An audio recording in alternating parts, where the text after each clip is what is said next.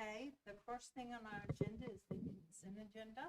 I'd like to see if I could have item K removed and for further discussion. I'll second that. Thank you. Do you want that discussion now or do you want it later?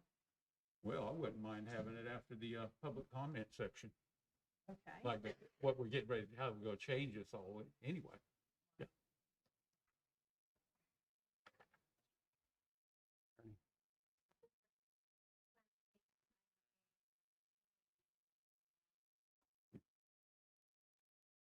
Gina, can we have that discussion after the comments, public comment section, or do we need to have it now?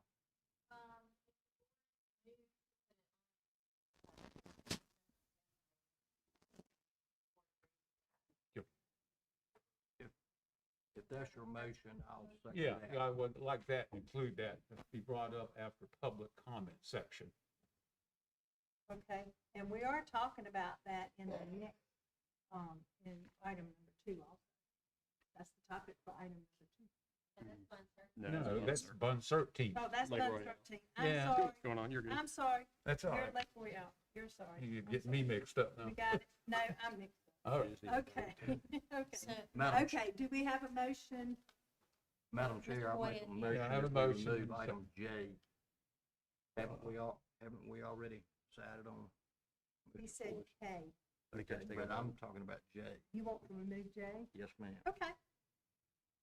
if we can start with K, I understand Mr. Boyd has made a motion to remove it and put it on as a discussion after the public comments. There was a second from Mr. Speed. I just need you all to take a vote. Sure. Go ahead. All in favor? All in favor, say aye. Aye. Anyone additional? Motion carries. Okay. Okay, now to vote on item J. Remove item J. And this updates to the advisory board.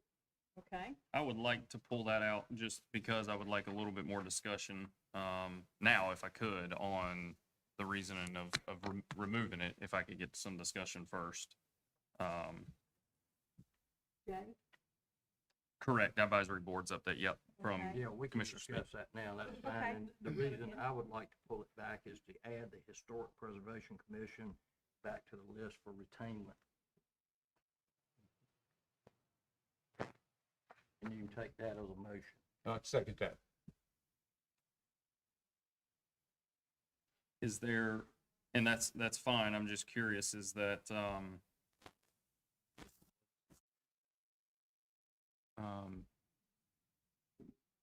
is that a group that was meeting regularly and consistently and meeting quorum and all of that?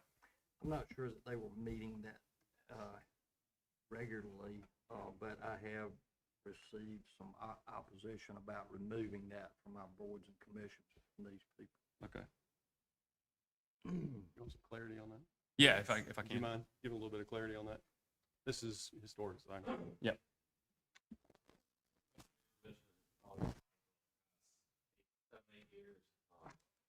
One of the emphasis for the formation was to be able to do a book on our history of Franklin County. We met regularly during that time period. So it lasted for 3 years. We haven't had a chance to be one. We certainly had some members that would attend the meetings, but we simply did not. Wasn't from. Thank you, Scott. Okay, that's fine. Well, I wanted, obviously I know, the three of us worked pretty hard in getting through and just trying to just make it as much as, the advisory boards as efficient as possible, and the ones that, and obviously I got a lot of great feedback from the Parks and Rec Board. I don't know if some of those people are there, and we've added that back on there because they were meeting and diligently meeting, and there was a breakdown in communication probably on my behalf more than anything, just of getting their updates. And so I'll certainly own that. So I just want to make sure we had good reason, whatever boards were going to be reinstated to. Yeah, if nothing It's on else, there. let's take it off of this tonight, at least allow Ari to come address this in front of us. He could not be here tonight. Absolutely. I'm Yeah. fine with that. So, okay, I'm good. leave it. Go ahead, I'm sorry. Do we have a motion and a second? I'll second it if So- it wasn't already. All right, anyone said, vote by saying aye to approve. Aye. Anyone opposed? So just for clarification, that is taking the updates to advisory boards off of this consent agenda and onto, it'll be on another. That's correct. meeting. Yes, ma'am. Okay, any other comments on the consent? If none other, do I have a motion to approve the consent agenda? Motion to approve. Second. All in favor say aye, please. Aye. Aye. Anyone opposed? Motion carries. Now we have, item number 2, which is Bun Cert MOU, and Ryan is gonna make comments on that. All right, thank you, Chairman. I just want to give a brief update. The two other meetings we've had, we've talked about this. I wanted to bring back this item to the board with an update. Staff have been in ongoing discussions with Bun Cert regarding the interest in supporting a medical responder program within the Bun area. The group has expressed a willingness to assist with emergency response efforts and provide additional community-based support during medical calls when appropriate. As a part of these conversations, staff has been working with the organization to better understand the operational and financial implications of establishing and sustaining such a program. This includes evaluating potential costs associated with equipment, training, insurance, coordination with emergency services, and any ongoing support that may be required from the county. At this time, these discussions remain exploratory in nature. Staff's goals is to ensure that any potential program is clearly defined, aligns with existing emergency response systems, and that the county has a full understanding of any financial or operational commitments before moving forward. Staff will continue to work with Bun Cert to review the potential structure and associated cost, and will bring additional information and any recommendations back to the board for consideration at a later date. And I just wanted to give you the financial numbers since we talked about this last time. I just got some new numbers from our EMS director, and it looks like as a part of the equipment the staff will need, or the medical responders, that bag they would need about 8 bags, and those bags are about $4,300 a piece, which gives you about $35,000. And then there's an insurance piece that I believe the last number we got was about $7,000 a year. That would be what I would call the upfront starting cost, and then we would evaluate it year to year based on that. That is all the information. Looking for a little bit of direction from the board on next steps as we continue those conversations. I have just some questions and comments related to that. Don't our existing EMS rescue service, sometimes they get overwhelmed and calls waiting can't be answered sometimes? I mean, kind of. And we have times that comes up that they get overwhelmed with calls. Overwhelmed with calls, I'm not sure. I'm gonna let EMS come up and answer some of those questions. Okay. But as far as they're being overtaxed, I don't know that that's something I don't necessarily agree with that. I would say that they stay busy. Yeah. But as far as being taxed where they can't respond to calls, that is not the case. So Matt, you want to come to the podium?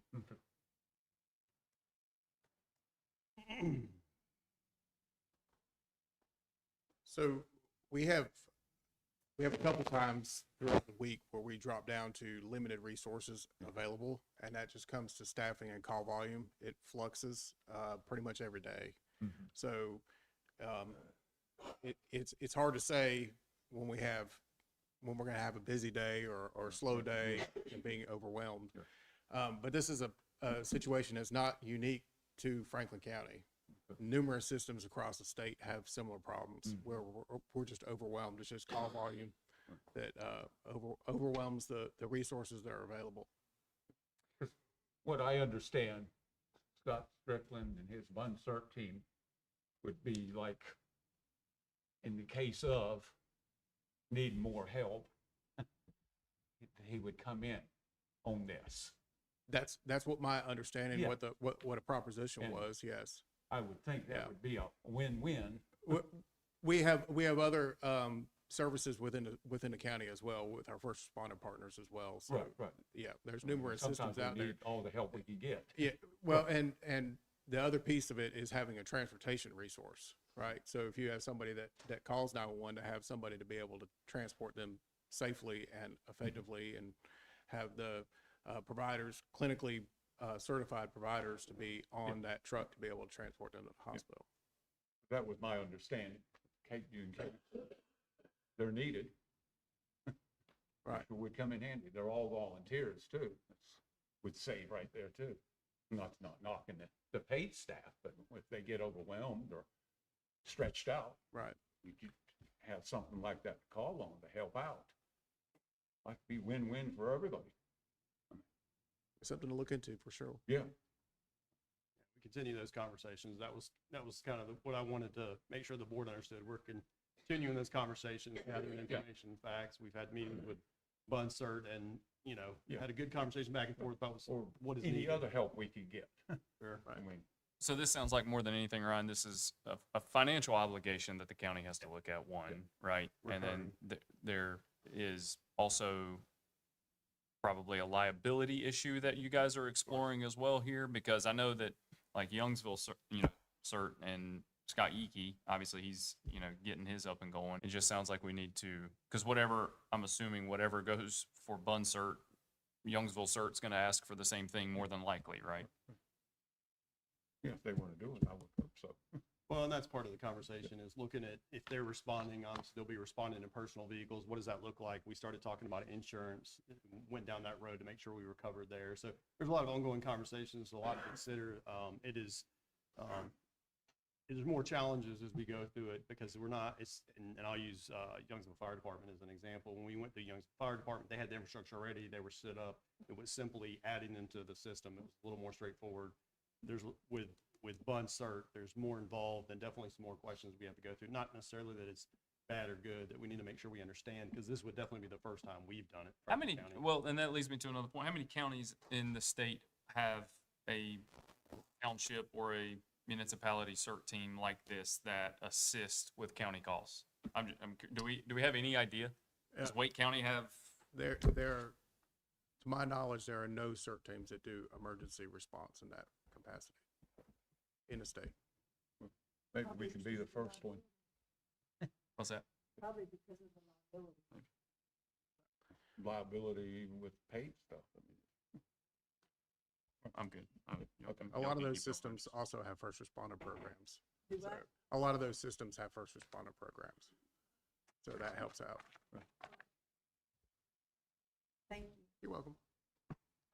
Thank you. Any questions? Any other questions? If not, we will move right on to our comments from the public. This is the time set aside by the Board of Commissioners to allow individuals 5 minutes each to address the board on issues concerning the county. The total time set aside for public comments is 30 minutes. And when I look at the sheets and sign up, we have over 30 minutes of speaking time tonight. I'm going to let most of you speak. I would ask you to stay well within your 5 minutes and cut it shorter if you can. And if you're here on the same topic, if there's a lot of you here on the same topic, I would like for you to have one key person to speak for you and not everybody get up and say the same thing. If y'all could do that, that'll help our time as far as everybody getting to speak, because we have more than what's going to take 30 minutes. So if y'all will abide by that, make me happy. Okay, our first speaker tonight is John G. Bell. And John, if you will come up and speak your name and address.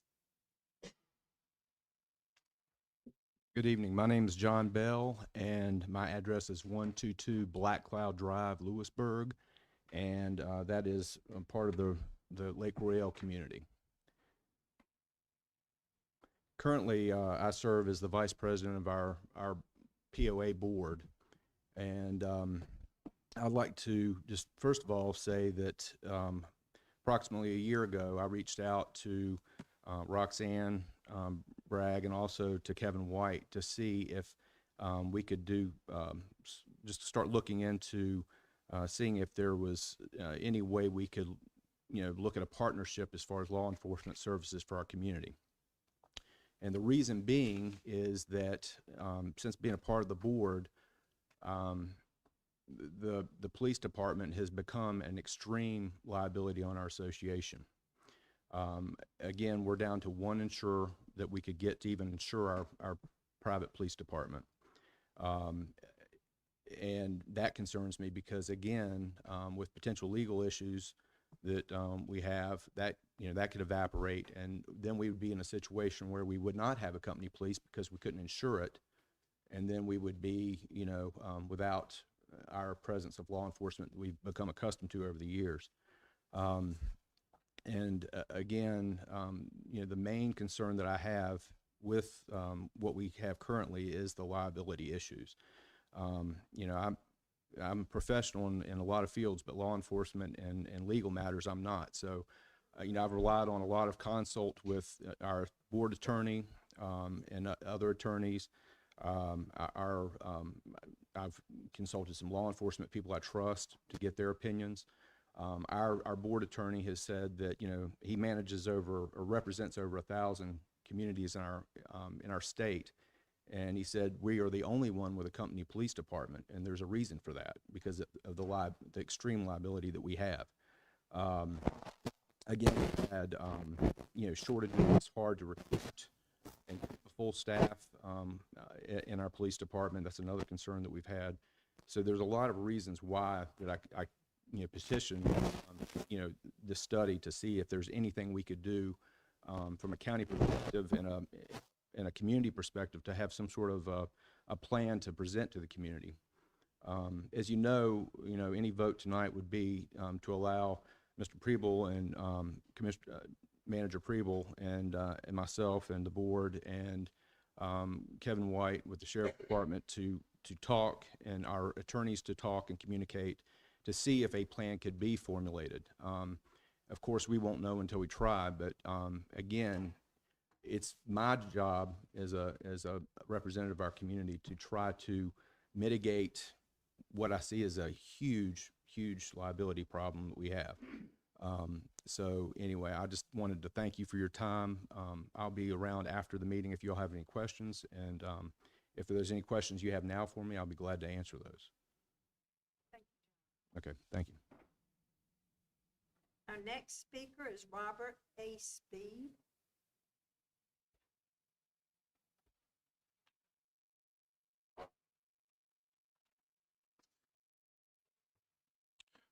Good evening. My name is Robert Speed. I am a resident of Franklinton, North Carolina, and I'm here in support of BUNCERT, as a member of BUNCERT. By profession, I'm a retired structural engineer. I have, over my career, done damage assessments on 4 hurricanes. Fran and Floyd as a private consultant. Hurricane Irene, working for North Carolina Department of Insurance. And Hurricane Matthew, working with the National Guard down in Horry County, South Carolina. I got introduced to the CERT programs when I was working for DOI with Hurricane Irene. I was deployed to Washington County, North Carolina. The county was 70% underwater at that time. The CERT teams were very useful in supplementing the professional emergency personnel down there. Some of the things that your CERT teams can do for you in a natural disaster: number one, the members are spread throughout the community. Therefore, they are kind of your eyes and ears as far as an initial assessment on damage is concerned. If you've got a good communication system, then they can report back to your professional emergency management people. Secondly, Your CERT team members are probably going to be the first ones out there for search and rescue. Again, in the community, a neighbor's house collapses, you're going to be over there trying to dig through your neighbor's debris to find if there were anybody still alive. Flooding. The flooding presents a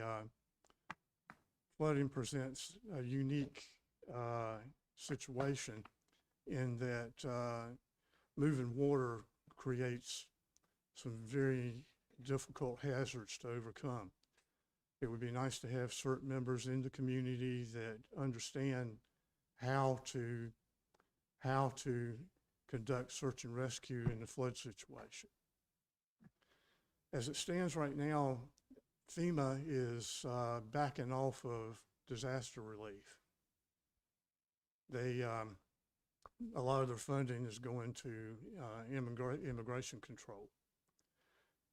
That being the case, the communities are going to have to become more self-sufficient in disaster relief. And again, if you have volunteers in the community that can organize and help out your emergency management people, then you're going to be ahead of the game. Therefore, I urge you to fund Bund CERT. Thank you. Thank you.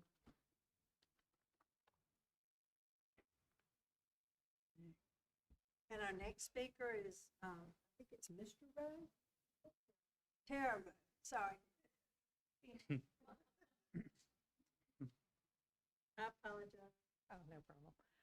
My name is Tara Rowe. I'm a member of Lake Royale, and I live at 631 Sagamore Drive. I'm asking to speak to you today about the MOU that's being held at Lake Royale, and I'll shorten my comments because I know there's other people. So one thing I would ask is that you look at a one-year MOU. This was, as we said last month, not brought to the board. The board has been working on it, as Mr. Bell stated, but it was not brought to us until recently after we found out about it. Previous to this, we had a management company that managed our police department. The liability issues have been stemming from the management company currently does not manage that. One of the things I'd look at is our community has purchased several new cars, a police boat, all this sorted up, and where are these assets going? If they're going to you, are they transferring at fair market value, or what is that? I mean, the other piece that people are asking is we're already paying for services. If we're going to have to pay additionally outside of our taxes, what is that cost to us? And we're also looking at, rumor is part of our commons going away to be a substation. So if that's the agreement, what are we seeing in terms of that? But basically, I would ask that there's a one-year MOU. You have a board change, you have people that are not knowledgeable about what is going on outside of the board members, and we're not being told. So we would like to have our incoming board be able to be part of those decisions versus an end run being done. And if something is done, do it for a year so that the residents can see what's going on. I would say do your facility agreement for longer than that, because I totally understand you don't want to put a substation in to have to pull it back out. But I would ask that the property owners be given the chance to look at it and even vote for it. I understand the liability issues, but I would ask for a year. Thank you. Thank you so much. And our next speaker is Scott Strickland.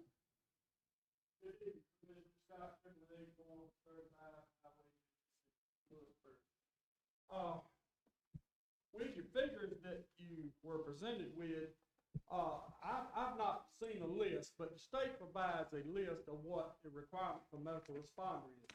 It is anywhere from $150 per bag to do this. And in the $7,000 is for insurance that we already have to protect you already for what you're already sponsoring us for. We have liability insurance to protect our members from the time they leave their house to the time they come back. If the car gets damaged, that insurance pays it. If someone gets damaged by verbal, what have you, they pay it. We already got liability insurance to cover what we're trying to do. Bund CERT is trying to move to the next level of CERT. The other levels of cert in Franklin County do not wish to go to that level. We respond to rodeos, we respond to events out that EMS don't come to. So if we're there and we can't act, the state has four levels of certification that you're certified at: a medic, AEMT, EMT, and EMR. We currently do not have an EMR program with our state standards. We did have, up until administration changed, we had this in Franklin County. Yes, we have first responders, but a lot of times they don't respond. And it's gonna be a lot of times with, like a couple of days ago, in my neighborhood, we had two unresponsive. Yes, it was right in my neighborhood, we win. One of them was a case that is gonna take a long time for the young lady to get back under control. The other one was cause of medication. But luckily, we were there and had stuff to operate with till EMS got there. So, all we're asking is to get this paper right here signed and be able where we can act within Franklin County. And, we asked for $7,000 for insurance in the beginning, then they got talking about medical bags. Well, if we can get the money and get it funded, why not? But most of my folks already have bags that we've done ourselves, but we got some that don't. We got about 8 more that needs to be covered. But as we go out on these searches and we run up on a patient and you're in the woods and now you got to call back and get somebody to come to you, we could be providing medical care to these patients. If you're on a trail ride with horses, what have you, I just feel like we could provide a service to Franklin County with this. And then again, we've met you halfway. I've been talking to Shane Alker back before Christmas and already got approval to be put on Viper. The town of Lewisburg provided us with $30,000 of radios. We're still waiting on radio IDs to get these radios operational. With these radios right here, we can still communicate back and forth where we need to talk to when we're on searches. We went out on a search not too long ago, and when you got people standing there ready to go and you don't have the cache of radios there, and it takes 45 minutes to get them there, that's a big thing. So that's the reason I reached out. When these went on surplus, I reached out and got them.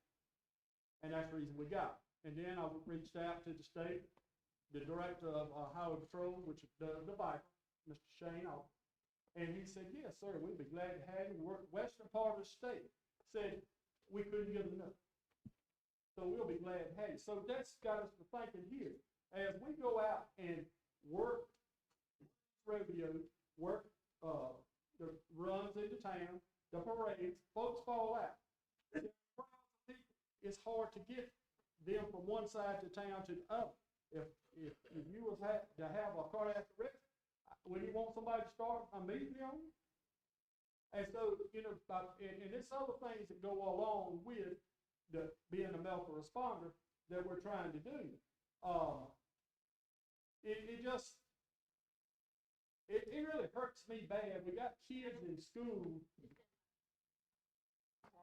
Make a motion to extend the session. Second. All in favor? Aye.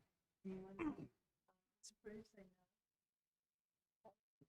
We got kids being taught CERT in schools and no place to go. They've been taught EMT and CERT. If we could provide a opportunity for them to come in, yes, I know they got a ride-along program, but that's not like being with a team and going out and actually getting out there and doing it several times and making up your mind if you really want to go to the next EMT level or AEMT or paramedic.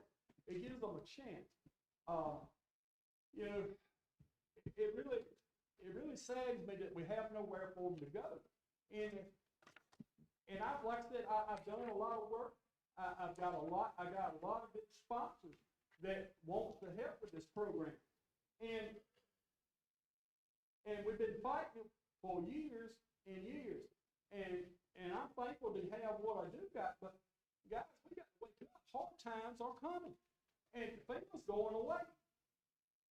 We applied for 2 FEMA grants way before Christmas, and they said no funds. And so they promised funds, but there's no funds now.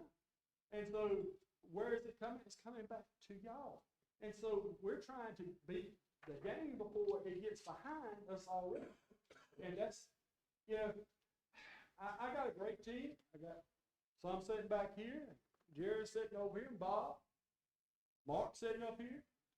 We go out faithful, and we do the best job we can do, and to make Franklin County proud of what we have accomplished. It was a proud day to stand up here with take pictures of y'all when you accepted us as a CERT team and sponsored us. That's a great thing, but we can do more than just, you know, sit back. You know, while the truck's coming the other day, to a call, they had a guy with a little heavy.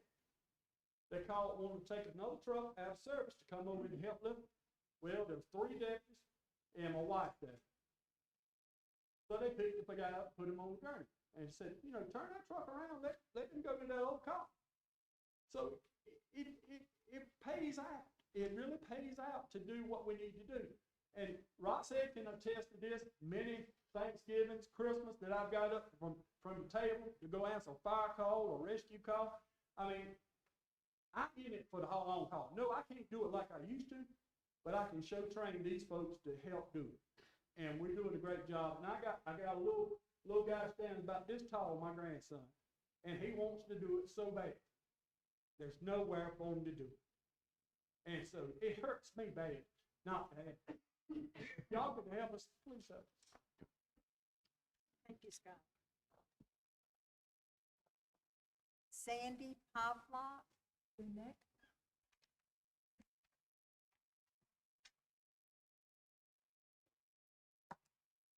Good evening. I'm Sandy Pavlak, 1191 Sagamore in Lewisburg, and I've been a Franklin County taxpayer at Lake Royale for over 10 years. I want to thank you for giving me the opportunity to speak here tonight. I want to clarify that I'm not here to impede a possible MOU transaction. Without knowing discussion or MOU details, it is impossible for any property owner to know what the advantages or disadvantages might be of this MOU, and not being able to form an educated or informed opinion about the matter. The lack of real information to property owners is the reason I'm here tonight. Lake Royale has slightly under 4,000 billable properties. If if a deed has 2 property owners on it and you've got families living there, you've got multi-generational families there, you could be a minimum of 8,000 people. They don't live there full time, but they're all going to be impacted by this MOU. So that's the number of people that will be affected by your decision. It's really hard for me to understand how a board of 10 individuals, and currently it's down to 8 because there's been 2 recent resignations, 8 people can make a decision for an entire community without knowing what the community's questions, concerns, or wishes are. Had this topic not been publicized on your January agenda, we could be in a very different place right now. So I am grateful to Franklin County, the officials, attorney, clerk, everybody involved, Manager Prebel, and the Sheriff's Department, for taking some extra time reviewing this matter before making a decision. At the February's commissioner meeting, the attorney had mentioned that the MOU couldn't be shared with the community because it hadn't been formalized. And at today's meeting, the materials state that the execution of the MOU under the previously approved terms. Now, to me, previously approved terms in your material packet lead me to believe that there's an MOU reduced to paper, and maybe it's waiting for a town hall to be held. So I want to know what legalized or what formalized really means, and when property owners can expect to receive a draft of the MOU. And I ask this because that same sentence goes on to say that execution will follow a town hall meeting at which the proposed agreement will be presented to residents of the Lake Royale community. to me, that statement sounds as if it might be presented, the MOU might be presented for the first time at a town hall meeting, and I certainly hope that I'm, misunderstanding that, because this is a sizable number of property owners that do not live in the subdivision. This is a second home for some people, a summer home, some live out of state, and some don't even visit the Lake Royale because they might have an undeveloped vacant land. But that, doesn't make it any different. Whatever a property owner's residential status is, every owner should be treated equally and given the same opportunities. The MOU should be shared well in advance of a town hall meeting, so owners have time to review it and prepare their questions. And sufficient notice of a meeting should be provided, giving property owners time to adjust their schedules if needed. And there's a few quick other questions I have. I wanted to know if Lake Royale's board proposed the dollar amount that it will pay Franklin County to fund the police services, or did Franklin County really evaluate what those specific services would cost the county, and that's where the figure is going to be arrived from. In addition to the monetary amounts to fund the police presence, as Ms. Rowe mentioned, is Lake Royale giving, selling, or transferring to Franklin County all the assets of the company police department: vehicles, weapons, body armor, tactical gear, cameras, radios, accessories, equipment, together with the facility, a rent-free facility and utility-free facility to operate out of. So if that's the case, if it is a transfer, will Lake Royale's first year of funding payment be reduced by the value of those items? And if an arrangement is not worked out, or if the arrangement doesn't work out, then Lake Royale property owners would have to purchase all of that new equipment if it reverts back to the company police department, unless the assets would be transferred back to Lake Royale, normal wear and tear expected. And lastly, will Franklin County Sheriff coverage also include the gatehouse staff, the boat patrol, and all the other functions that the Lake Royale Company Police currently provide? So, we don't know. We're kept in the dark. The only responses we've gotten have been triggered by the community seeing it on your agenda, going to a board meeting, and really raising concerns. And then we've gotten 2 email responses and 1 verbal at a board meeting. We just want to be we want to be in the loop. We don't want to be caught off guard, and looking for your help, because we're not certainly getting it within our own community. And thank you for listening. Thanks for your patience. And most of all, thanks for your concern over the Lake Royale residents. Thank you. Thank you. Charles Faber.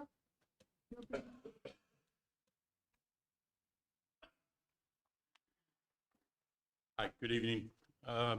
Name is Charles Faber, 100 Fawn Cove, Lake Royale. Here to speak about the MOU.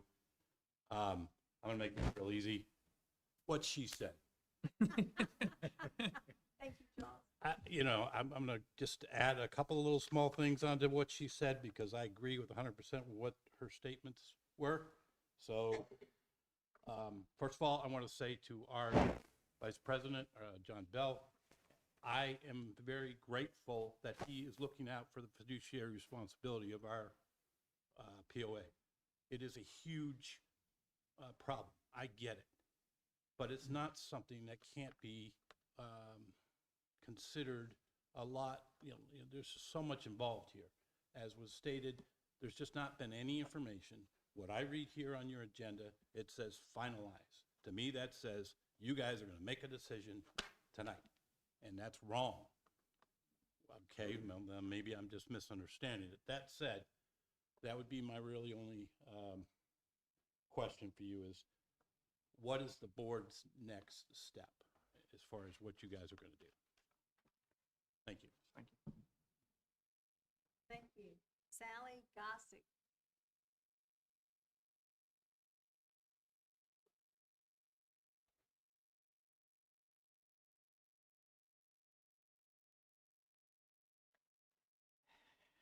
Short people. I'm going to make this as quick as I can. I am Sally Gossett. I'm at 1448 Sagamore Drive in Lake Royale. We've gotten nothing from our board. They've not told us anything. We're hearing gossip. We're hearing rumors. I'm hearing April 1st. We are supposed to, by law, we are supposed to be getting a town hall. We're supposed to be getting letters. We're supposed to be getting ballots. We're supposed to vote on this. None of that has happened. This has all been told to us, rumors, supposition. We don't know. Nobody's telling us anything. This is not how our lake needs to be run. We have a new board coming in July. I am asking for you to postpone or rescind this this until we get a new board, so that we can get some clarification, so we can find out what's going on. We need to see it. We need to hear it. We need to know what's going on, and we're not being told anything. I appreciate your time. Thank you.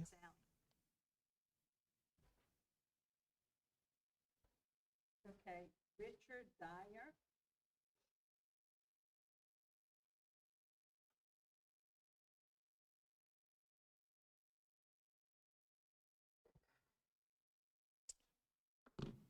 My name's Richard Dyer. Can you hear me okay? Yes. I apologize for my address. I had planned to go home and change, but the day did not go as planned. So here I am, a little bit more casual than I had planned to be. I'm not going to speak about the need for the sheriff's department to come in. I'm not in the know. That's something the board knows, not something I know. But I would like to speak about the cost. So my professional career was accounting, and so you can probably understand I'm concerned about the cost numbers I'm hearing. And so as a Franklin County citizen, we support the county through property taxes. My understanding is Lake Rail is a large tax base from a residential tax perspective.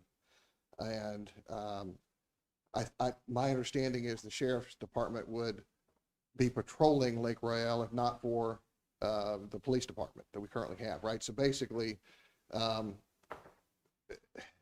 we're paying for something to have the sheriff come in to start patrolling, that we ought to be getting at least some of that through our tax dollars. And so it just seems like a ton of money to pay for something that we're effectively already paying for.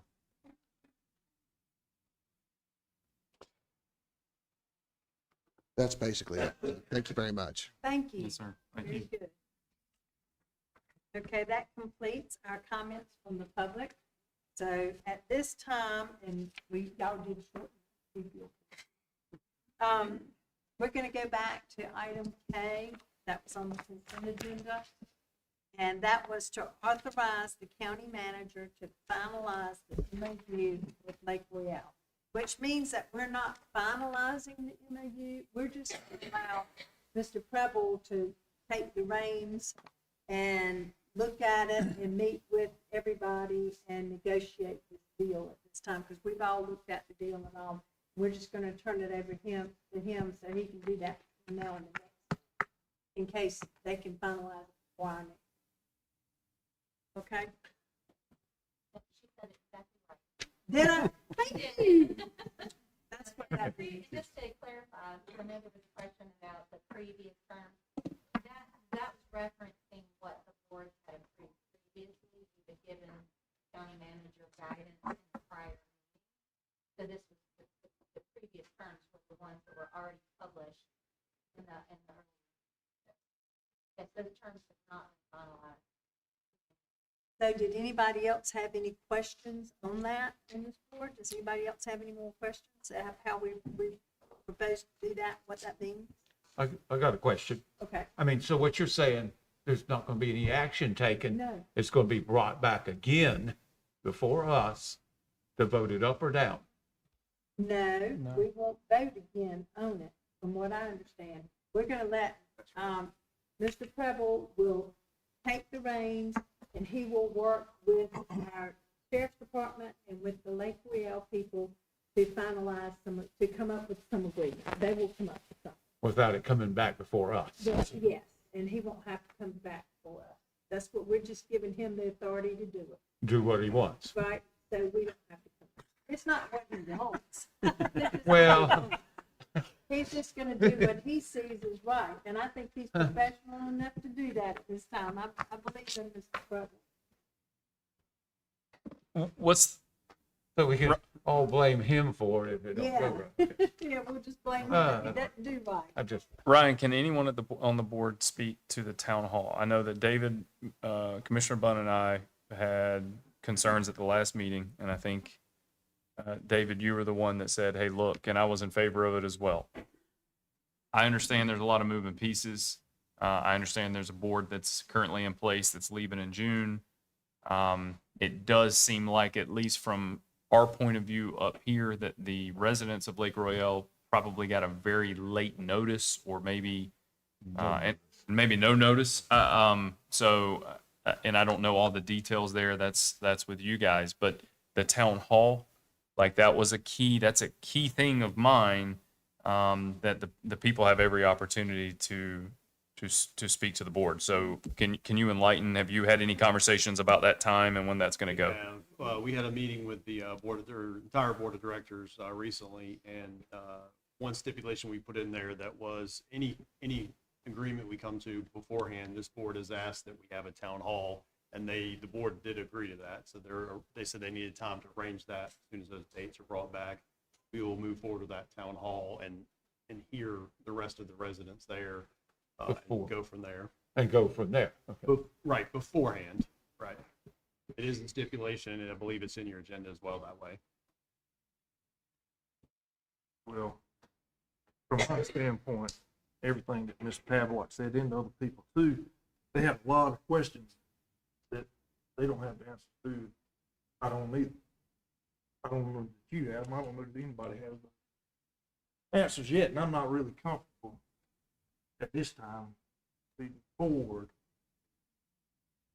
authorizing you to sign this MOU without it being brought back before us, because they are taxpayers, they are citizens, they all vote. I think it needs to come back before us when the final action is taken. I think I would also, Ryan, want to know exactly, and things happen all the time, right? Legislation's passed, people are voted in and out. That's the nature of life. That's the nature of all of this. But I would be curious to know if there was an insurance renewal time, and if that's playing a key factor into this. And so you can get with me afterwards, or I think that's probably the better way to do that. As opposed to the timing on this, I want to know a little bit more. I think I also, right this second, probably share Commissioner Bunn's feelings as well on this, me personally. About bringing it back. Correct. Okay. So does that go past the? Sure that day. Do you remember that date? What was that? The insurance deadline they had to renew. I don't think that was. Oh, good. So it'll be after the next meeting. Okay, good. So do I hear a motion with David? What'd you say? I'm sorry.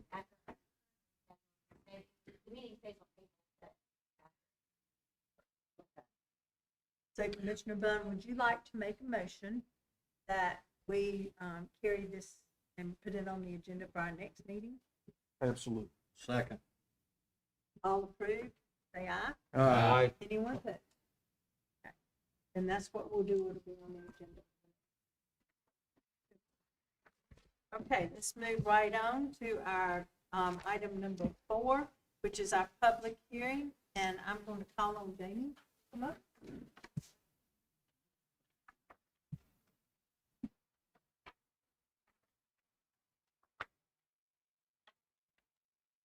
Thank you. I'm going to introduce Ted Cole with Davenport, and he's going to give the presentation first to start out before we do go into the public hearing. If I can remember how to make it go on the screen.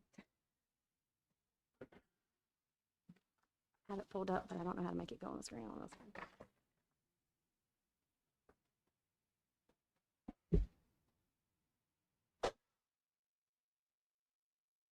This one's different. It didn't have stuff in lock, and you showed me for the other one. That's not at the bottom. It's PDF. So I don't know how to make it go up there. Can we use the plan? Yeah, it's not, it's the PDF, it's not, Oh, yeah, this is a different one, yes, sir.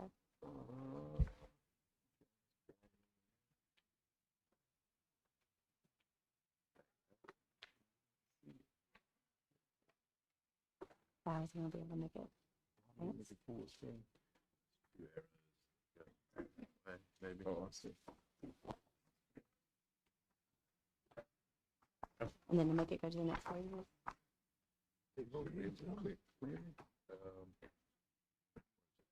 You know what? I need to. There we go.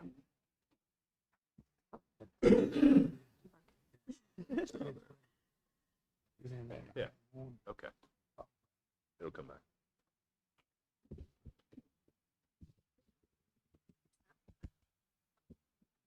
Ready? Yes. All right. Good evening. Ted Cole with Davenport. Appreciate the opportunity to present what I've got. Maybe it's in your packet as well. It's on the screen. It's all the same presentation. There are page numbers in the bottom right corner, and I'm speaking now off of page 2. All we're missing is the cover page. My presentation is to give you a little bit of background and set up for the next item, which is a public hearing on a borrowing. And following the public hearing, there's a resolution that the county board can consider that would approve the financing. And if you were to do that, that would be the final action needed of the county board. And I'll talk about our next steps from there. This particular borrowing, and I'm talking off of these bullets here on this page, this is a follow-on financing from a financing we did in November 2025, where we funded several projects: EMS substation, judicial complex, facilities management, warehouse, and sheriff's facility upgrades. We funded a whole host of things at that time, and we secured that loan with under a deed of trust that held the judicial complex. We anticipated when we did that borrowing that we would also be doing, or could be doing, a borrowing for some land acquisition for economic development purposes. For various reasons, it wasn't done in November, but we preserved the opportunity to come back and do the borrowing when and if you all were ready to do that. And that's what we're presenting this evening. So it's very much the same overall debt plan that was discussed throughout last fall. This piece is just the final piece to come into play. So it will be, if you move forward, it will be issued under the same documents as the November 2025 loan. It'll be secured by the same facility, and it will be subject to annual appropriation by the county board. We closed that 2025 loan with a bank called Webster Bank. It may not be a household name to you all, but they are very active in lending to local governments. And we close a lot of financings with them. They're excellent to work with. What we're looking to put in place on the second bullet is a limited obligation bond series 26. We did the limited obligation bond series 25 in November. To be compliant with IRS regulations, a portion of this loan has to be done on a taxable basis. A portion of it is done on a tax exempt basis. We have maximized the amount of the loan that can be done tax exempt because it's a lower rate. And we are going to pay back the taxable piece more quickly than the tax exempt. So all of this is looking to minimize the annual debt service costs associated with the borrowing. And as I said, it'll be secured by the judicial complex. So the high-level summary, and this is largely taken from the bank term sheet. We've got an amount up to $17.5 million. That's going to be referenced in your public hearing. The taxable component, $7.5 million. The tax exempt, $10 million. Again, that's driven by IRS regulations, and the bond attorneys and the county attorney coordinate on that to make sure that all of those things are being done properly. We have a taxable interest rate of a 4.86. We have a tax exempt interest rate of a 4.425. Those would be fixed for the entire term of the financing. There's no rate resets. There's no rate changes unless you all proactively move to pay down or refinance the debt in the future. The rates we have, and this is a slight update because of the delayed meeting, are locked in for a closing by May 15th, as long as we accept the proposal. And we told them we would be in a position to accept the proposal tomorrow if you all decide to take action tonight. And that works. They understood the delayed meeting and why that was necessary. The payment dates are shown there. Also, the payment schedule on the right-hand side, principal, interest, and total. All of this is consistent with what we worked with staff in the planning phase. Debt service on this starts in fiscal 27. You will, under the prepayment provisions, you will have the ability to prepay the loan in whole or in part on any date beginning 8/1 of 29. Initially, there's a premium to prepay, but you get to a place after 2033 that you can prepay without penalty. And that's fairly standard, that there's some period of time where you can't prepay or you can prepay with a penalty. But again, after 2033, you're able to prepay in whole or in part without penalty. But the loan has fixed rates all the way out to 2045. We have issuance costs that are going to be paid out of the financing for work tied to bond work, advisory work, the local government commission, and the bank has a closing attorney as well. Any questions on that? What is that? You said it can be paid by 2029, but there is a penalty. There's no penalty by 2033, correct? After 2033. Yeah, at beginning 8/1 of 33. Okay. You can prepay without penalty. Okay. Okay.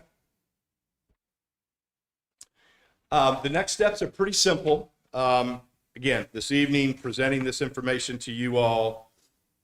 After my discussion, there's a public hearing you'll hold, at which point you all consider a resolution. If you decide to move forward with that resolution, we'll accept the bank's proposal tomorrow. We're already working with the local government commission to get their approval. They're very much in the loop on this. This evening, as I said, the final resolution. LGC would take this up at their April 1 meeting, and we would be in a position to close no later than May 15th. Could close earlier if we are able or want to. Any questions?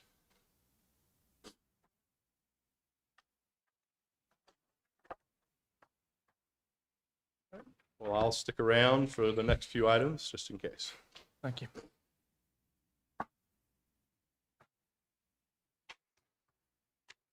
Okay, do we have a motion to open a public hearing? And second? Second. All approve, say aye. Aye. Any opposed? Do we have anyone out here that wishes to speak on this? If you do, come forward, state your name and address. Seeing no one coming forward, close the public hearing. Do we have a motion to close the public hearing? Motion to close. Second. Any discussion? Everyone say aye if you approve. Aye. Anyone opposed? Okay.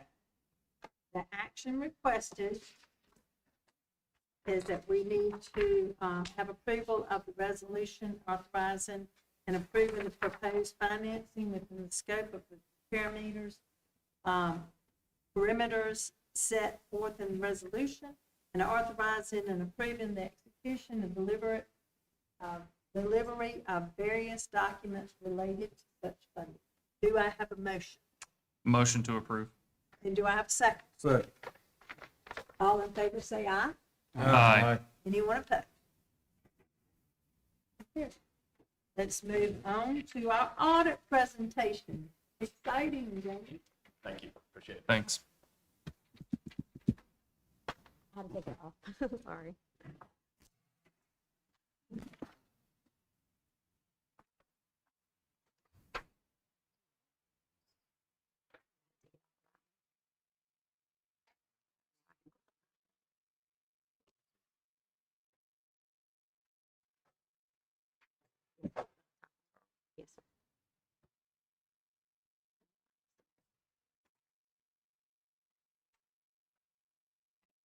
I'm going to introduce Ms. Tara Robertson with Winston Williams Creech Evans and Company as our external auditors to present the fiscal year 25 audit.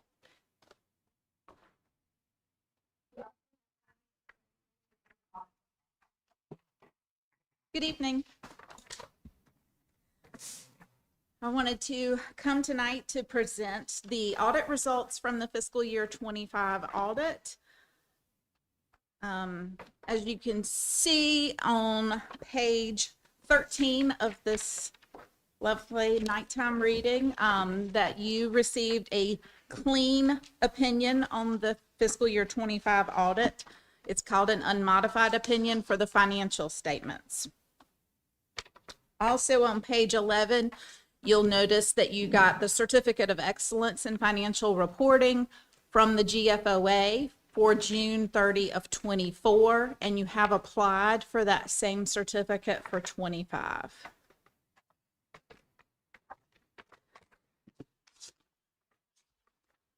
In Exhibit 4, and I did not write the page number down, but Exhibit 4 located on page 33.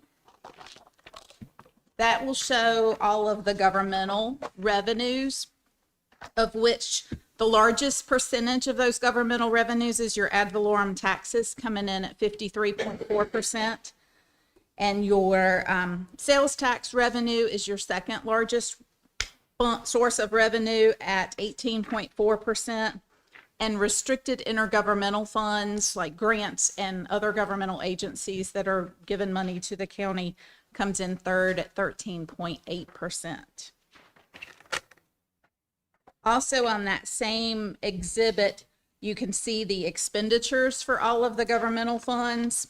The largest being public safety at 33% of total expenditures, education coming in at 22%, and human services taking kind of the third place, coming in at 15% of total expenditures.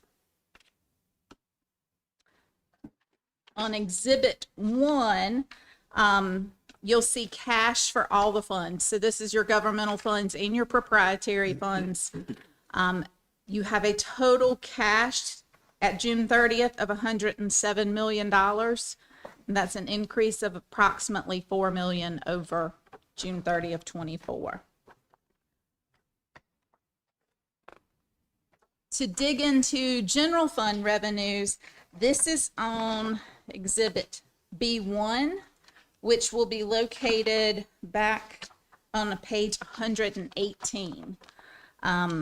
In that, we show the original budget, the changes that you made to get to your final budget, and then what you actually came in at. So for total revenues, you originally budgeted $115.7 million, and your actual revenues that came in were $125.2 million.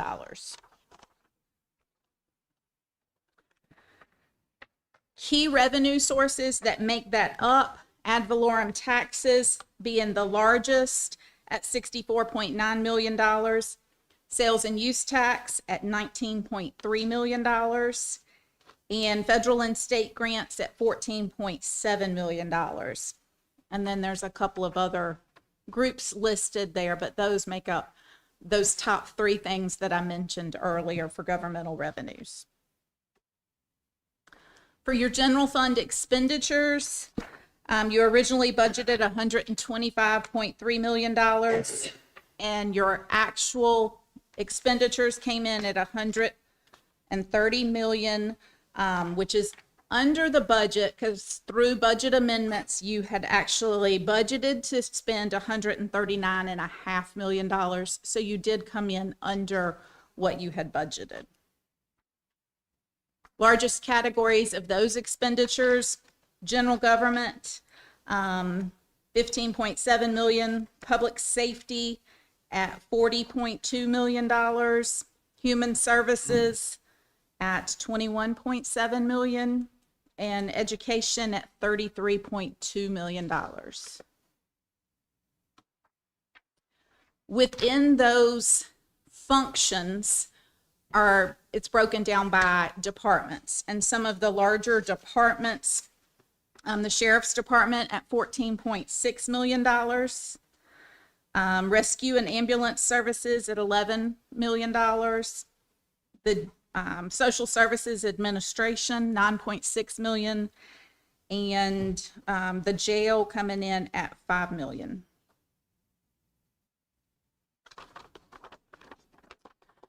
When we go to look at total fund balances for governmental funds, you'll find this detail on Exhibit 3, which is on page 31. You'll see, if you're looking at the green box, that's the total. The blue box is your general fund, the orange is your other governmental funds, like your capital projects, your special revenue funds. Your fund balance did decrease. So overall, you had a use of fund balance roughly $10 million, but that was all for planned purchases that were needed for capital projects. To break the general fund balance down even further, there are 5 different categories of fund balance. There's non-spendable, there's restricted, there's committed, assigned, and unassigned. Typically, unassigned is what you have more ability to choose what to do with, and that is coming in at $24.1 million. During the fiscal year, you did appropriate fund balance. This is where you are planning to spend some of your savings or the fund balance that you have set aside previously. That was originally budgeted to be $10 million. After budget amendments, that made it up to $21.6 million, but you ended up only spending $5 million of that for general fund alone. This is just the general fund. And that's on Exhibit 5, which is page 35. And that $5 million was for planned purchases of property. For the unassigned fund balance, as I had mentioned before on that bar graph, the green color, that amount that's available for appropriation so that you can choose where you want to allocate that money to. In 24, that was $31.3 million. In 25, it's $24.1 million. You do have your expenditures that you can see increased between 24 and 25 from 118 million to 129 million. So then the state looks at your unassigned as a percentage of total expenditures. In 24, that percentage was 26.5%. In 25, it was 18.7%. So that did decrease because of those expenditures increasing. On this slide, there's fund balance available for appropriation, which is not just the unassigned. It includes some of the board committed amounts. The LGC looks at this statistic. So that changed from 58.6 million to 53.9 million. The expenditures stayed the same as we previously talked about on the prior slide. So that percentage dropped from 49.7% to 41.8%. A statewide average, this is out of 93 counties that had reported to the LGC. There were 7 that were tardy. But out of all of those counties, the average for the state is 47.5%, well, 46.97%, so right at 47%. The LGC also breaks that down into population groups, into total expenditure groups. Franklin County falls into the group with Wake County and some of the other larger counties in the state because they base it on total expenditures over $100 million. There are 40 counties in the state that fall into that group. And of that statistic, the average is 46.82%. So you are slightly below those state averages, but you're not far out of the range. To look at your tax levy, The levy increased by approximately $4.3 million in '25, up to a total of $65.3 million. And that is on page 161, Exhibit G2. Also on that exhibit, it'll calculate the tax collection percentages. So your tax collection percentage stayed basically flat, 98.52%. It increased to 98.53%. The statewide average for those 93 counties is 99.2%. If you look at just the counties in that over $100 million of expenditures, it's 99.4%.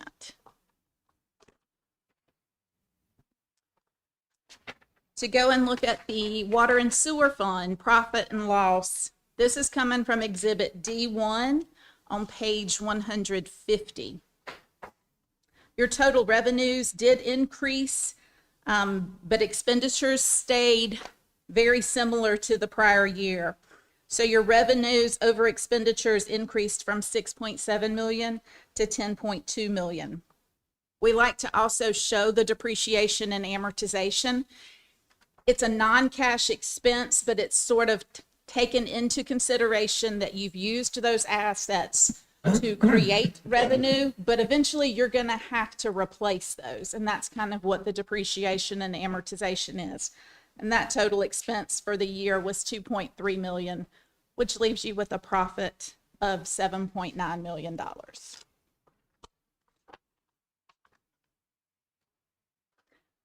Specifically in the water and sewer fund, the revenues are broken out. Total water fees makes up that largest amount at 58%, and your sewer fees make up 32% of those total revenues. For the expenditures, operating and capital expenses comes in as the top category of expenditures at 33%. Your water purchases comes in at 30%, and salaries and benefits coming in kind of in the third category with 22%.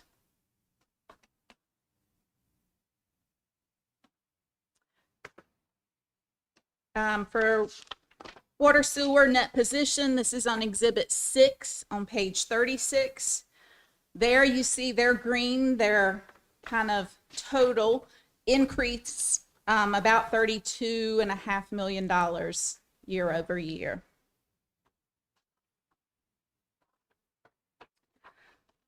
For the solid waste fund, that's on Exhibit D3, which is on page 152.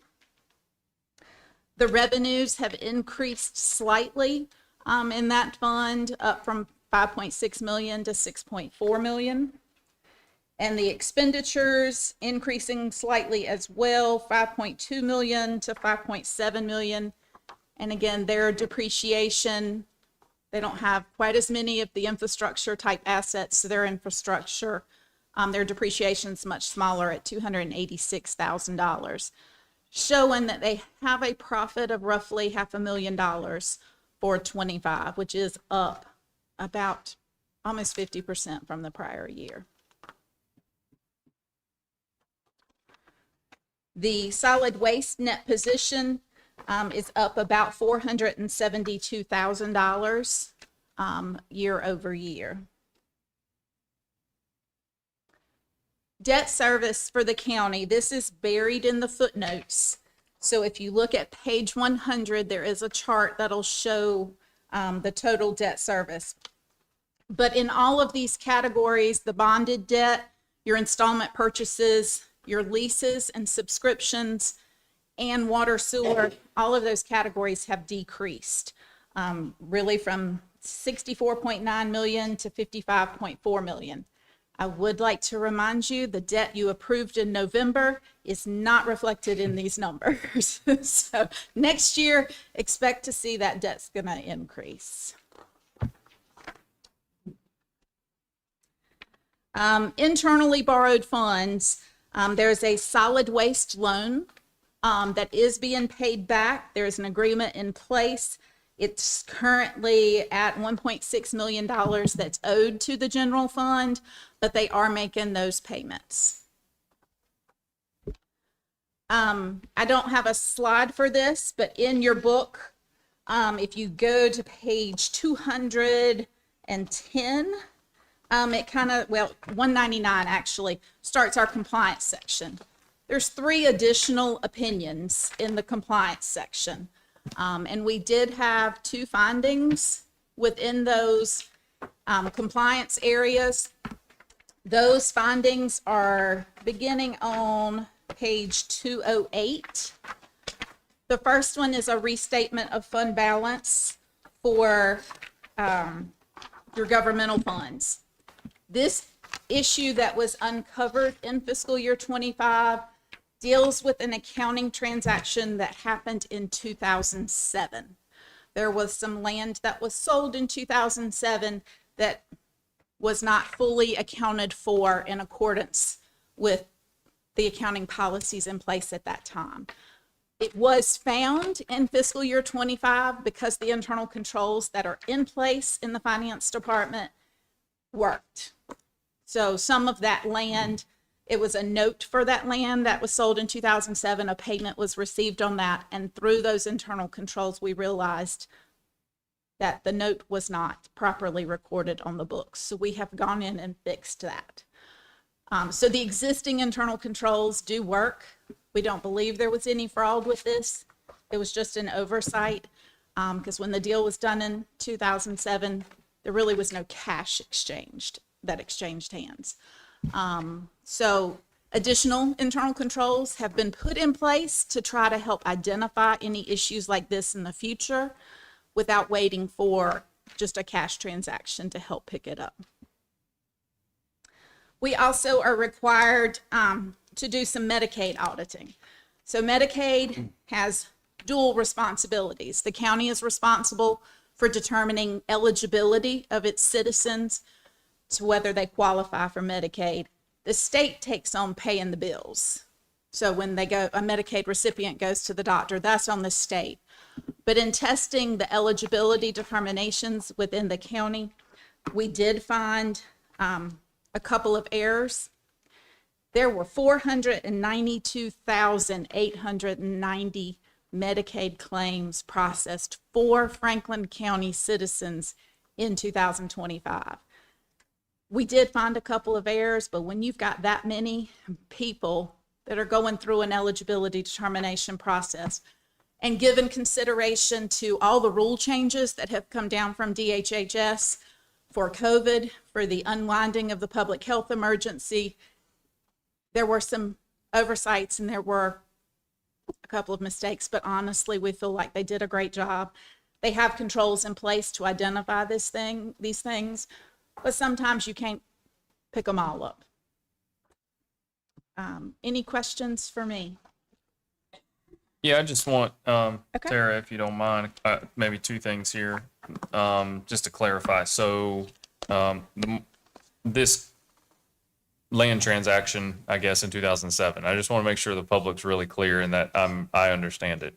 So this transaction happened and it essentially stayed, I guess that piece of property stayed on the county's balance sheet all this time? Correct. So it was reflecting as an asset of some kind until we caught it last year. You guys caught it last year. Is that right? That's correct. Okay. But in reality, there wasn't a whole lot of change to your net position. Okay. Because you would have taken that land and recorded a note. So on the note receivable on the balance sheet and the land, there would not have been a huge difference. They're just not presented on the exact correct line item. Gotcha.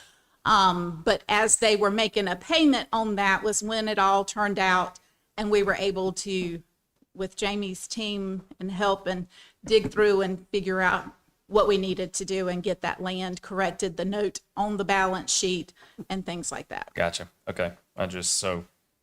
18 years later, I just want to make sure. Jamie does a really, really good job. And she wasn't here. And she wasn't even here. And neither was I. Yeah, neither were you. That's right. So I just want to make sure everybody was good on that. So yeah, well, good. That's all. Thank you very much. Thank you.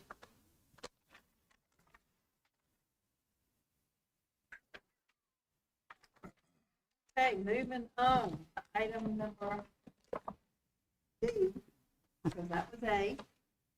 And this is the Commissioner's Rules of Procedure. And I'm going to call on our attorney to present that. Yes, so, Commissioners, this was brought back to you. The Commissioners had passed the rules of procedure earlier this year, and there was a motion made by Commissioner Speed to change the rules to allow for public comment to come before your consent agenda. So we brought it back to the staff level and took a look at the procedures to make that change, and a couple of other things that needed to be tweaked in the rules. And so there's a change to where the main change was the movement of the public comment period to before the consent agenda. But there's also a clarification on one of the other new rules that the board has, which is that if you want to add a new agenda item, that the board would have to vote unanimously to move forward on a new agenda item. This addition to your rules is just to clarify that all 7 of you do not have to be here. It's unanimous among those who are present at the meeting that day. And then in the one of the advisory board rules that we have in your rules of procedures, you guys have advisory boards. We have a rule that says whenever you appoint somebody to an advisory board, they are on that advisory board at the same time as you are on your board. But sometimes you appoint advisory boards who are at large. And so for that reason, we have those folks serving a 4-year term, which is going to be consistent with the guidelines that we're presenting in the next action item. And then there was a provision in the old bylaws that said that you had to present your procedures in the first meeting and then vote on it in the next meeting. That's going to remove that requirement so you can make changes to your procedures in one meeting. And so those are the only changes. It's just a few tweaks that were recommended by staff and your council. Do you have any questions about it? Yeah, just one quick question. I'm fine actually moving, citizen comments to the front. Don't have an issue with that at all. I think we had discussed it. Are the commissioners going to have any time to respond? Or after the public comments? Because here's the only problem with that is we're moving that even further forward.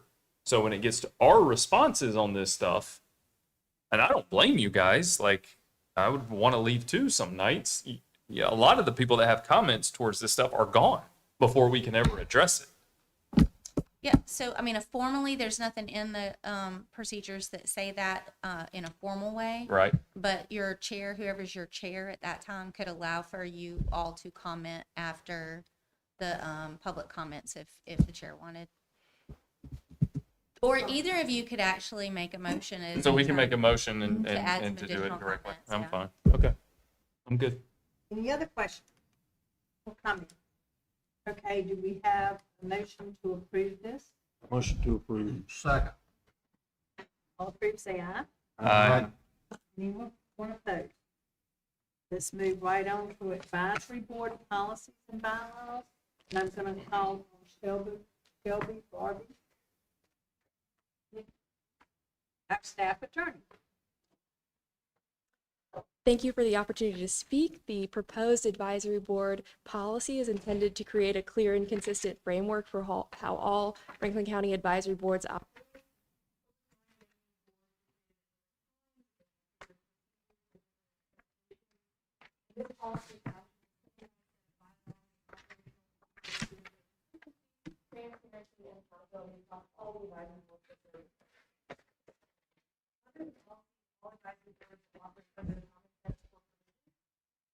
Guidance on advisory board purpose, scope, membership structure, appointment procedures, term limits, meeting requirements, and reporting expectations to board commissioners, which I believe there have been Also clarifies that advisory board serves in a recommendatory capacity only, not a force of any kind of remains the board official. The intent is to improve governance, provide clear expectations for members involved at the time, and ensure advisory boards are aligned with priorities and strategic direction. Bylaws also help staff and more effectively interpret applicable law, public law, and public records law.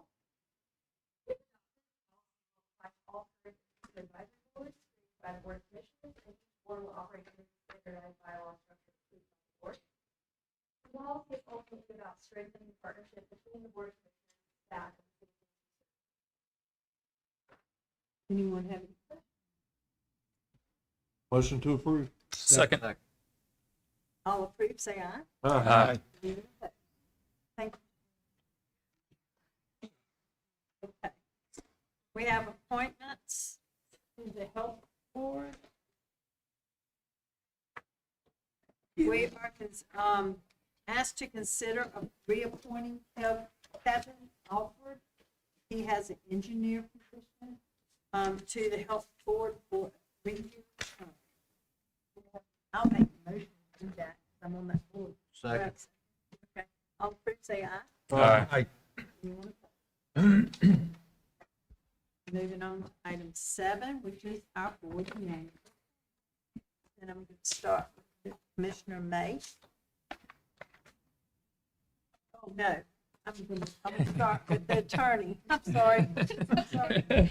No comments. Okay, see, I should have started with Commissioner May. See, I was right. Any comments? Public comment. Well, yes, I got some. Okay. All right. Make it. Start with, I attended Youngsville Elementary School. They had a historical figure wax museum. And these kids put on a good show. They were sitting there like a wax figure, but you put money in the cut and they come to life and start telling about who they are and who they represent. And I can tell you something. Staff done a good job. These kids done a good job. If you get a chance, always support a kid. Always support a kid. All right, the second thing, I was a judge over here at the Empty Bowls fundraiser. Miss Michelle Hildreth, she was really beginning to sweat because like it was going to be a 3-way tie to start with. But ended up Lewisburg Fire Department had the best chili. I thought all of them were good. And they all done a good job. And she was really worried because she didn't have a 1 trophy. And it looked like it was going to be a 3-way tie for first. All right, last but not least, I went to Vance Gravel Community College Small Business Awards Luncheon. That was a great event. Good food, good people, and a whole lot of good businesses out here supporting Franklin County. So we need to get out and support Franklin County, Lewisburg, Franklin, Youngsville, Bund, everybody. Thank you. No comments tonight. Okay, Commissioner Steve. No comment. Okay. Commissioner Ford. Okay. My first comment is we did it again on March 3rd on my primary election. Very proud of that. All the support I had. It was overwhelming victory. Very one, not just half plus one, but way on up there. Really tickled to death with that. Really am. And hopefully I'll be able to get that same kind of support this coming November 3rd. So it'll be here before you know it. Last week, I had the honor and the privilege to visit the Post 105 American Legion. I belong to Post 52 in Franklinton. Was invited over there to the Lewisburg chapter there and had the honor and privilege to be in company of Joe Balo. He was 104 years old.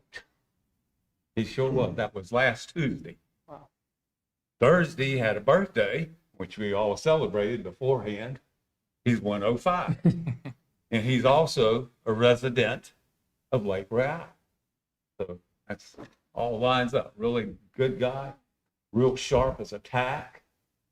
All he is just use a little cane, doesn't use a wheelchair ramp or nothing. He insists on using the steps.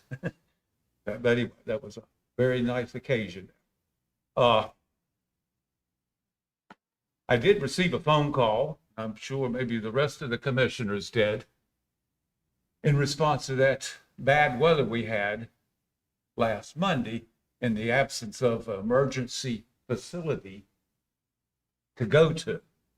I'm not sure. I thought we had something like that in emergency situations, foul weather, hurricanes, or something like that, where people can go to. Do we not, or do we?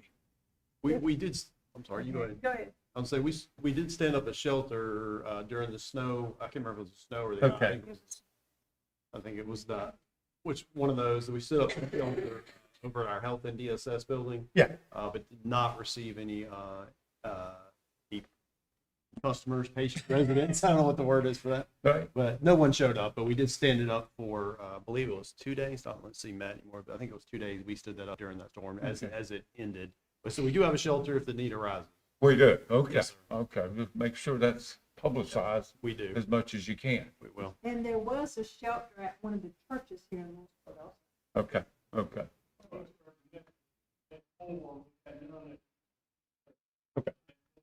Yeah, I'll get further information on that. I've got the lady's phone number to call her back on that. All right. No, it's not. I got one more thing here. I can't help. I've been up here for a few years now. We used to always have 2 meetings a month, the first Monday night, the third Monday night. That got reduced down to just 1 meeting a month now. This has been the longest time in my whole career we haven't had a meeting. You know, it's almost went 2 months. Boy, it's a long time. One can't help but wonder, with all the stuff that we have going on in this county, we'll be reducing the meetings and going without a meeting. One can't help but wonder. Well, you know, the weather delay. Oh, I know the last one did, Mother Nature, but not the other 2 before that. Yeah. I just, like I say, can't help but wonder. Anyway, that concludes my report. All right.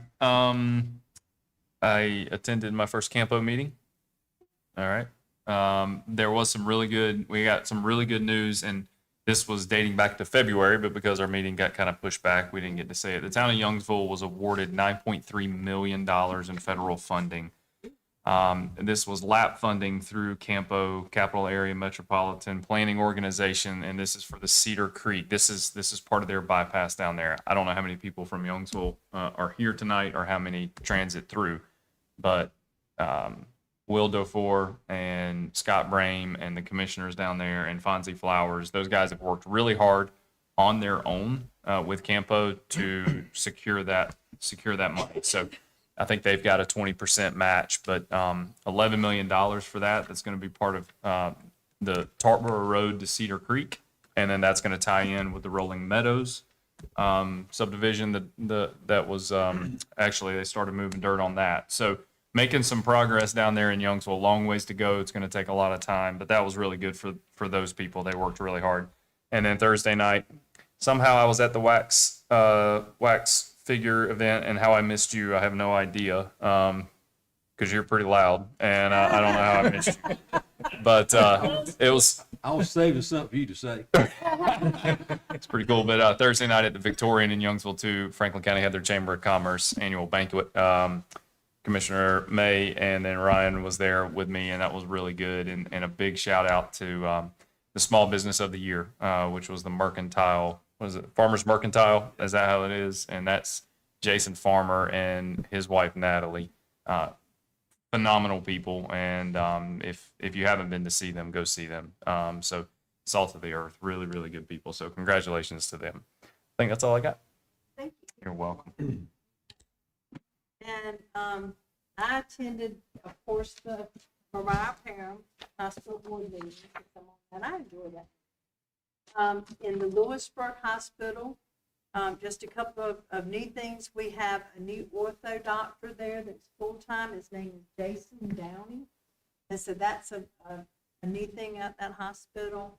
They had over 1,000 ER visits recently in the past month, 63 admissions in that. They have,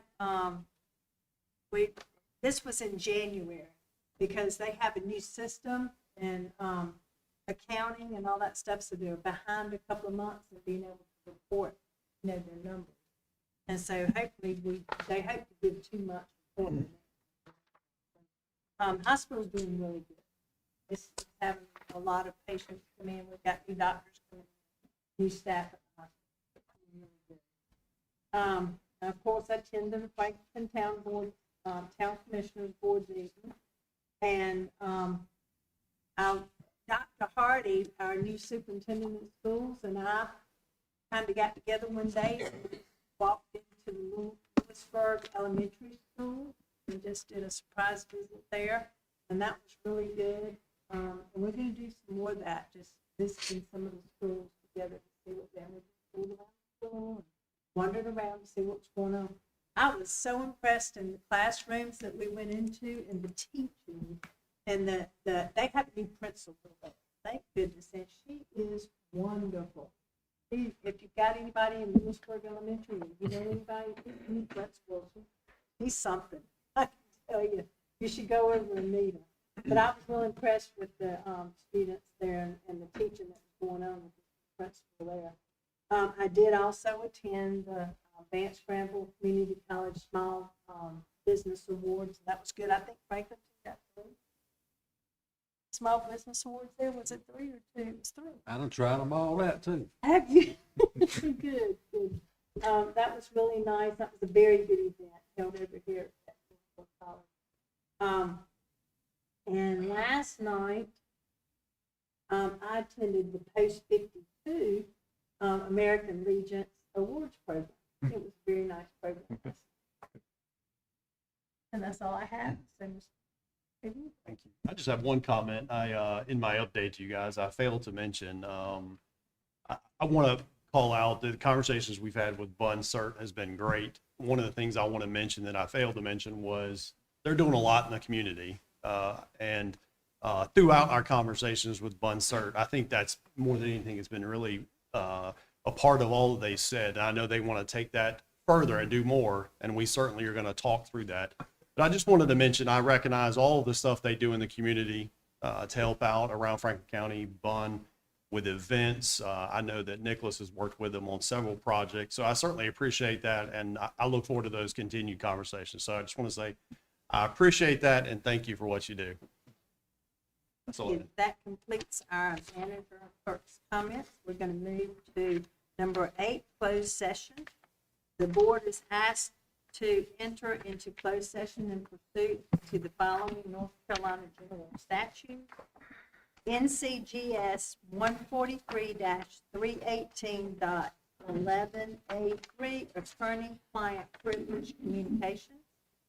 NCGS 143-318.11A4, industry economic development. And lastly, NCGS 143-318.11A5, real property purchase contracts and leases. Do I hear a motion? We go into closed session at this time? So moved. And a second? And all approve, say aye. Aye. All opposed, say aye. No. All opposed, say aye.